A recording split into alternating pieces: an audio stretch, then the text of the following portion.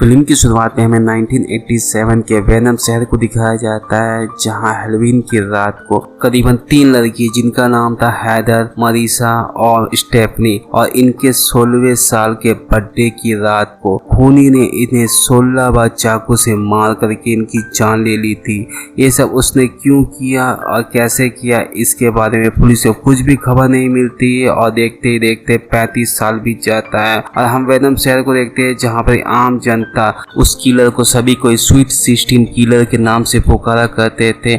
और इसी की कहानी प्रिंस नाम के एक आदमी को हम देखते हैं, जो वेनम शहर के सभी लोगों को सुना रहा होता है। लेकिन जितने भी लोग थे कोई भी उस किलर को सीरियस नहीं ले रहा था, बल्कि सब कोई उसका मजाक उड़ा रहे थे, जैसे उसने कभी कोई खून किया ही नहीं। फिर वही दिन आ जाता है, मतलब हैलोवीन की रात को, जहाँ पे हम जिमी नाम की एक लड़की को देखते हैं, जिसकी मॉम का नाम था पैम, उसके डैड का नाम था निक। यहाँ पर हमें एक बात पता चलती है कि जो 3 लड़कियों की मौत हुई थी वो पैम मतलब जिमी की मॉम की बेस्ट फ्रेंड थी।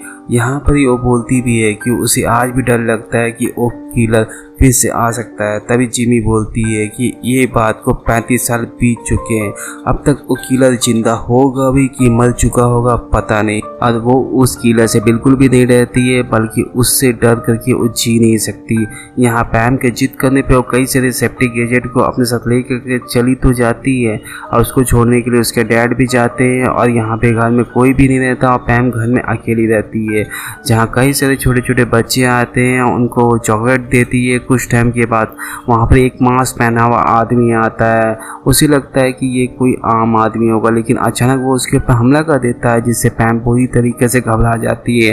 लेकिन पैम भी पूरी तरीके से तैयार रहती है, उससे काफ़ी मुठभेड़ भी करती है, उन दोनों के बीच में बहुत ही तगड़ी फाइट होती है। लेकिन आखिरकार पैम को वो बहुत ही बुरी तरीके से मार देता है। और इसके बाद जब जिमी घर आती है तो अपनी मॉम की ऐसी हालत देख करके बिल्कुल ही टूट जाती है। और इसके बाद अगले दिन पुलिस जिमी से पूछताछ करती है कि उसके मॉम का कोई दुश्मन था कि नहीं। तभी जिमी बोलती है कि उसकी मॉम बहुत ही शांत स्वभाव की थी और उसका कोई भी दुश्मन नहीं था। इसके बाद जिमी अपने दोस्त अमरियन से मिलने के लिए जाती है, जहाँ पे उसे एक बात पता चलती है कि अमरियन ने एक टाइम मशीन बनाने की कोशिश कर रही है, लेकिन अभी तक वो टाइम मशीन कंप्लीट नहीं हुआ है। और इसका आइडिया उसके मॉम, जिसका नाम लॉरियान है, उसके नोटबुक से उसको आइडिया मिला है, लेकिन उसमें अभी तक उसको पता नहीं चला कि उस टाइम मशीन में क्या कमी है। इसके बाद जिमी को हम देखते हैं जो उस टाइम मशीन को देख करके वापस अपने घर आ रही होती है, और हम उसी किलर को देखते हैं जो जिमी को दूर से ही देख रहा होता है, मतलब वो अगला निशाना जिमी को बनाने वाला था। इसके बाद जिमी अपने घर आती है, जो उस टाइम मशीन के बारे में ही सोच रही होती है।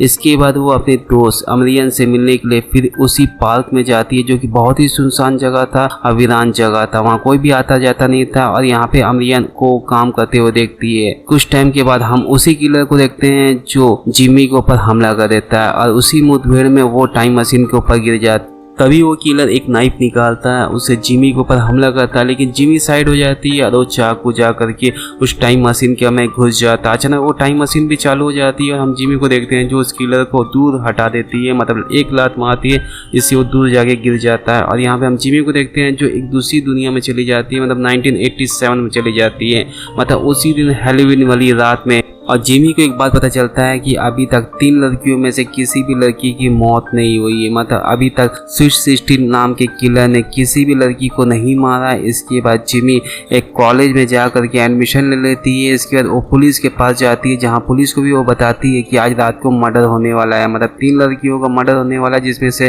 पहले लड़की का आज मर्डर होने वाला है। लेकिन पुलिस उसका मजाक उड़ाते हैं, जहाँ पे पुलिस बोलते हैं कि इस सिटी में कोई भी खूनी नहीं रहता, बल्कि यहाँ पे बहुत ही शरीफ लोग रहते हैं। इसके बाद वो कॉलेज में जहाँ पर जिमी को ना चाहते हुए भी फुटबॉल खेलना पड़ रहा था, लेकिन ये फुटबॉल कुछ खास तरह का था। यहाँ पे सभी लोग एक दूसरे को हिट कर रहे होते हैं, जिसमें जिमी को ही चोट लग जाता है। तभी वो देखती है कि उसको मारने वाली कोई नहीं बल्कि उसकी मॉम थी, और 3 लड़की जिनका मर्डर होने वाला था वो लोग उसकी मॉम की ही सहेली है, जिसका नाम था स्टेफनी, मरीसेस और हैदर। और जिमी की मॉम का नाम था पैम। यहाँ पे जिमी उन सभी से दोस्ती करने की कोशिश करती है, लेकिन यहाँ पे कोई भी उसे दोस्ती करने में ज़्यादा भी इंटरेस्ट नहीं लेता। इसके बाद पैम उन सभी लड़कियों को अपने साथ लेके चली जाती है।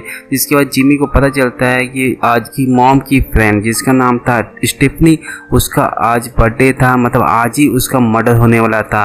लेकिन वो चाह करके भी क्या करे उसे समझ में नहीं आता। तभी उसे याद आता है कि अमरियन की मॉम भी तो इसी कॉलेज में पढ़ती थी, और टाइम मशीन का आइडिया भी तो सबसे पहले अमरियन की मॉम जिसका नाम लॉरिया था उसी को आया था। यहाँ पर ही जिमी उसी से मिलने के लिए जाती है, जहाँ पर वो बताती है कि वो 2023 से यहाँ पर ही आई है और उसी की बेटी ने सबसे पहले इस टाइम मशीन को बनाया था, उसी के नोट्स थे। और ये बात सुनकर वो काफ़ी खुश होती है क्योंकि वो कहीं ना कहीं अभी से ही वो उस टाइम मशीन के ऊपर काफ़ी रिसर्च कर रही थी।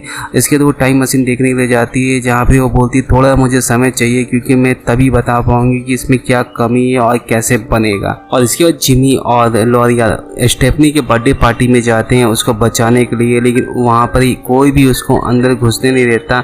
तब डक नाम का लड़का उसको पीछे के रास्ते से अंदर घुसवाता है, जहाँ पर वो अपनी मॉम पैम को भी जाकर के बोलती है कि यहाँ पे कुछ तो गड़बड़ होने वाला है, लेकिन यहाँ पे कोई भी उसका बात का विश्वास नहीं करता। तभी जिमी अपने डैड को देखती है जिसका नाम निक रहता है। वो किसी और के साथ रिलेशन में रहते हैं, मतलब उसके मॉम नहीं बल्कि उसके बेस्ट फ्रेंड स्टेफनी के साथ रिलेशन में थी, जिसको देख करके वो चौंक जाती है और यहाँ पे उनके रिलेशन को तोड़ने के लिए जाती है। और ये सब कुछ देखने के बाद यहाँ पर ही पैम उसका फिर बाहर फेंकवा देती है, मतलब वो उस पार्टी से बाहर निकलवा देती है। इसके बाद जिमी काफ़ी परेशान हो जाती है, लेकिन किसी तरह भी वो पार्टी के अंदर घुस जाती है, जहाँ पर वो पैम को भी बताती है कि यहाँ पे स्टेफनी का मर्डर होने वाला है। कोई भी उसकी बातों को विश्वास नहीं करता। यहाँ पे जिमी ऊपर पहुंच रही होती है और यहाँ पे हम स्टेफनी को देखते हैं जो निक के साथ काफी एंजॉय कर रही होती है। कुछ टाइम बाद निक वहां से चला जाता है और यहाँ पर हम देखते हैं कि वो जब निक का वेट कर रही होती है तभी यहाँ पर उस किलर को हम देखते हैं जो उसके ऊपर वार करता है और बहुत ही बुरी तरीके से उसकी भी जान ले लेता है। लेकिन यहाँ पे जिमी जब तक वहाँ पहुँच पाती उससे पहले ही वो किलर निकल चुका रहता है। उसकी मौत के बाद वहाँ पे सन्नाटा सा छा जाता है।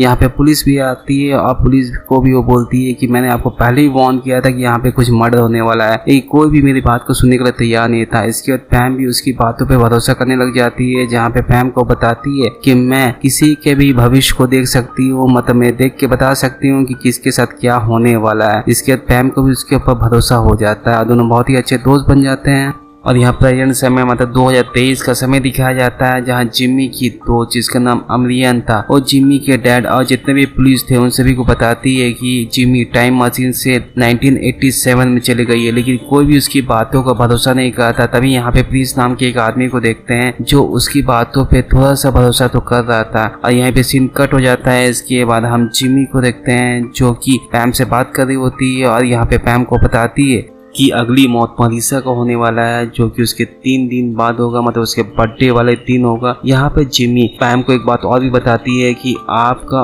और निक का शादी 4 साल के बाद हो जाएगा, लेकिन यहाँ पर ही पैम को एक बात नहीं बताती है कि फ्यूचर में वो उसका बेटी बनने वाली है। और यहाँ फ्यूचर समय मतलब 2023 का समय देखते हैं, जहाँ में अमरियन प्रिंस को बताती है कि उसका टाइम मशीन ऑलमोस्ट कंप्लीट हो चुका है और आज रात तक वो कंप्लीट करके बना भी देगी। और इसके बाद वो जिमी को लेने के लिए जा रही है। तभी प्रिंस कुछ फोटोग्राफ्स दिखाता है जहाँ पर स्टेफनी और जिमी के मॉम के साथ जिमी भी थी। इसका मतलब जिमी सही में फ्यूचर में गई थी, ये बात उन्हें समझ में आ जाता है।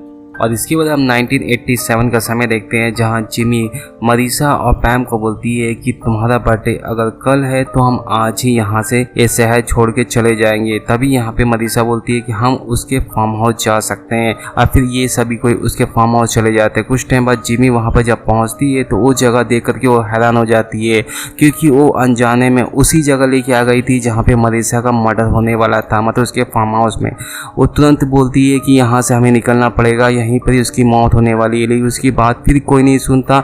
अब कुछ टाइम के बाद पैम के और भी दोस्त आ जाते हैं, जिसके बाद वहां पर ही पार्टी और जश्न का माहौल बनता है, लेकिन कोई भी जिमी की कोई भी बातों को ध्यान नहीं देता, बल्कि जिमी बार बार बोलती है तो उसके बार बार बोलने के कारण सब उससे परेशान हो जाते हैं और यहाँ पर ही एक जन आकर के उसे घर से बाहर निकाल देता है। इससे जिमी बहुत ज्यादा परेशान हो जाता, क्योंकि वो सभी लोगों ने इतना ज्यादा ड्रिंक कर लिया था कि जिमी की बातें कोई भी सुनना नहीं चाह रहा था। और यहाँ पर ही पैम और निक दोनों एंजॉय कर रहे होते हैं। तभी पैम को जिमी का ख्याल आता है, उसकी बातें भी याद आ जाती है, क्योंकि उसने वार्न किया था कि यहाँ उनके साथ कुछ भी हो सकता है। इसके बाद उसे जिमी की आवाज आती है। जब वो अपने खिड़की खोलती है तब उसको जिमी दिखती है। जिमी बताती है कि वो किलर आ चुका है और वो मरीसा नहीं बल्कि हैदर को मारने के लिए जा रहा है। जिसके बाद उन्होंने दरवाजा थोड़ा सा खोलते हैं, बाहर किलर को देख करके काफी डर जाते हैं। यहाँ किलर भी हैदर को मार रहा होता है, जहाँ पर ही उसको बचाने के लिए जब सभी को उसे लड़ने की कोशिश करते हैं तो कोई भी इसके आगे टिकता नहीं है। तभी सामने दरवाजा से जिमी दरवाजा खोलती है और उस किलर को हमला करती है, लेकिन वो किलर उसे ही मार देता है। इसके बाद वो पैम को मारने वाला होता है। उसी समय निक एक हथियार से जब उस किलर को मारने वाला होता है तो वो वहां से निकल के भाग जाता है। इसके बाद ये सभी लोग पुलिस स्टेशन जाते हैं, जहाँ पुलिस को भी समझ में नहीं आ रहा था कि असल में वो किलर कौन है। और इसके बाद जिमी सभी से बात कर रही होती है, जहाँ भी वो बोलती भी है कि मरीसा की जगह हैदर की मौत कैसे हो गई उसे भी समझ में नहीं आ रहा है। अब पैम और मरीसा बची है, दोनों में से किसको किलर पहले मारेगा इसका कोई गारंटी नहीं है। इसके बाद वो सभी लोग पार्क जाते हैं, जहाँ पे उन्होंने एक प्लान बनाते हैं कि मरीसा एक हंटिंग हाउस के अंदर में जाएगी, जहाँ पे किलर उसको मारने के लिए जब वहाँ पर अंदर घुसेगा तो वो सभी लोग उसके ऊपर हमला करेंगे। और सभी लोगों के कहने पर मरीसा उस हंटिंग हाउस के अंदर में घुसती तो है, लेकिन वो काफी डरी रहती है। और यहाँ मरीसा के जितने भी दोस्त रहते हैं, पैम और निक, सभी को यहाँ वहाँ छिपे रहते हैं। जैसे किलर को देखते हैं तो वो सावधान हो जाते हैं और यहाँ पे मरीसा को वो किलर जैसे ही मारने वाला होता है सभी को उसके ऊपर हमला कर देता है। और यहाँ पर एक टेलर नाम की लड़की रहती है जो उस किलर को ऊपर हमला करती है और उसको जान से मार देती है। और इसके बाद उन्हें जब मांस हटाते हैं तब वो देखते हैं कि वो तो डक रहता है, मतलब वही ब्लैक कलर का। इसके बाद यहाँ पे पैम बताती है कि उसकी गर्लफ्रेंड का उसने काफ़ी समय पहले मजाक उड़ाया था, क्योंकि वो बहुत ही मोटी थी।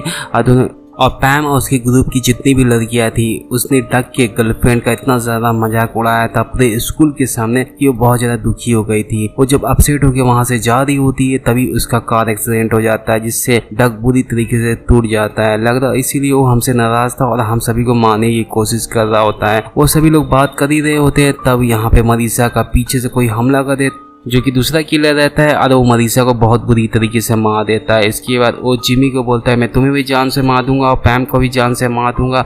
उसको मारने के लिए उसके पीछे भागता है और वहाँ पे भगदड़ मच जाता है। सभी लोग उसे जान बचा के भाग रहे होते हैं, तभी रास्ते में लॉरियल मिल जाती है जो जिमी को बताती है कि उसका टाइम मशीन ऑलमोस्ट बन चुका है और उसके पास सिर्फ 8 मिनट का समय है। अगर 8 मिनट के अंदर वो उस टाइम मशीन से इस दुनिया को छोड़ के नहीं गई तो हमेशा के लिए यहीं पे फंसी रह जाएगी। इसके बाद वो लोग टाइम मशीन के अंदर जाते हैं। कुछ टाइम बाद वो किलर भी उस टाइम मशीन के अंदर में घुस जाता है जिमी को मारने के लिए और किसी तरह भी लॉरियल वहां से बच के निकलती है। लेकिन तब तक पैम भी उस टाइम मशीन के अंदर में घुस जाती है जिमी को बचाने के लिए, क्योंकि वो उसको बहुत ही अपना सच्चा दोस्त समझती थी। यहाँ पर ही जिमी समझ चुकी थी कि अगर वो टाइम मशीन के अंदर पैम को ज्यादा देर तक रखेगी तो उसको भी जान का खतरा हो सकता है और किसी तरह अगर वो बच भी गई तो उसको फ्यूचर में ले जा नहीं सकती है। और इसके बाद जैसे ही वो किलर पैम को मारने वाला होता है वो टाइम मशीन का दरवाजा खोल देती है, जिससे पैम टाइम मशीन के अंदर से बाहर निकल जाती है, उसकी जान बच जाती है। इसके बाद वो किलर अपना मांस हटाता है और यहाँ पे जिमी देखती है कि वो और कोई नहीं बल्कि प्रिंस है। प्रिंस फिर बताता है कि उसकी मॉम की हत्या भी उसी ने की, मतलब 2023 में।